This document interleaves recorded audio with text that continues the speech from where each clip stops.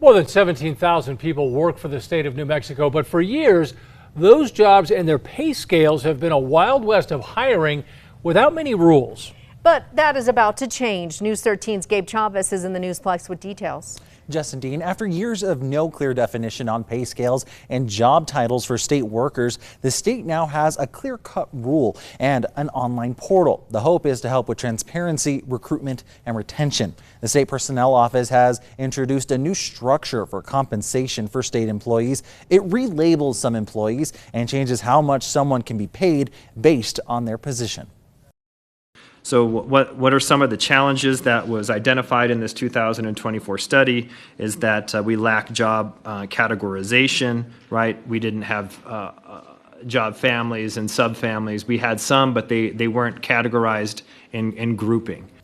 The new state architecture changes the job classification for public employees. This means that positions with words like manager or investigator, for example, have stricter definition in the state's eyes. The state personnel officer met with lawmakers today to discuss the new system. This is the first time since 2001 that New Mexico has had something like this, something many other states either have or are trying to adopt. The state now has set rules for what qualifications someone must have for a job and what their pay range is, hopefully preventing unqualified hires.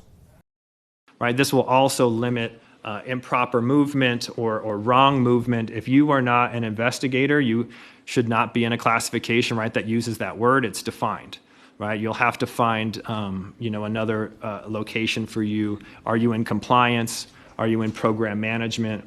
The state's personnel office says this will also allow for career planning and improve retention within the state's workforce.